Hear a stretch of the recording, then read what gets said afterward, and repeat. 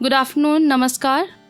मैं हूँ रोशनी। मुझे बचपन में सबसे अच्छा लगता था नानी का घर, यानी माँ का मायका, क्योंकि वहाँ मुझे मम्मी की बिटिया हूँ इस बात से जाना जाता था। सबका ख्याल रखने वाली माँ का भी ख्याल वहाँ रखा जाता था।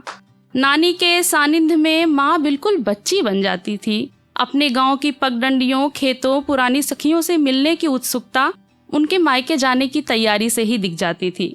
नानी से मिलने के नाम पर ही उनके मुरझाए चेहरे की लाली फिर से खिल जाती थी। पर इस रक्षाबंधन माँ मायके जाने के नाम पर थोड़ी परेशान, खामोश, उदास थी। मैंने पूछा, क्या हुआ, तैयारी नहीं करनी? माँ पहले तो फीकी मुस्कुराहट मुस्कुराई, फिर रो पड़ी। अम्मा के बिना कौन सा मायका? अम्मा थी तो सब संग थे। अब सोचती हूँ किसके पास जाऊं? बड़के भैया के पास जाऊंगी तो छोटा भाई रूठ जाता है। दोनों को संग बिठाऊं तो दोनों का अहंकार आड़े आता है। अम्मा थी तो सबको अपनी आंचल की गांठ में बांध कर रखती थी। जाते जाते माँ के हाथों में नानी सौंप गई थी एक जिम्मेदारी।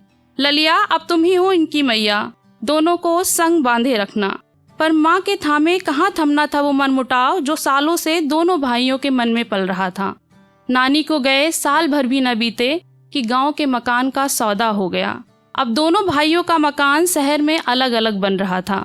वैसे मामाओं की भी कोई गलती नहीं, ये तो दुनिया की रीत है। पुराना छोड़, आगे बढ़ जाना। बस माँ का कहना था कि शहर जाओ, खूब तरक्की करो, पर अम्मा की निशानी को यूं ना अनाथ करो। बस माँ का ये बोलना हुआ कि एक दूसरे से बात बात पर टकराने वाले दोनों भाइयों के मत फौरन मिल गए। दोनों एक स्वर में बोल पड़े, तुम यहाँ की चिंता ना करो जिज्जी, जाओ अपना घर संभालो, उसका ख्याल करो। फिर मुझे उदास होता देख माँ बोली, कोई बात नहीं, क्या हुआ, जो गांव वाला घर खो गया। ठाठ से जाऊंगी दोनों भाइयों के घर, अब तो मेरा दो दो मायका हो गया।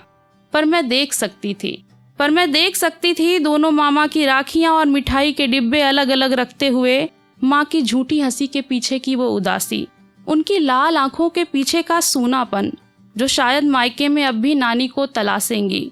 सबके आगे बढ़ने की जल्दबाजी में माँ की पुरानी सखियां, उनका आम का बाग, सावन का झूला, माँ के बचपन का नाम, उनके नाम का कमरा, नानी की यादों से भरा उनका आंगन, सबका सब माँ से दूर हो गया। बहुत बहुत शुक्रिया, धन्यवाद।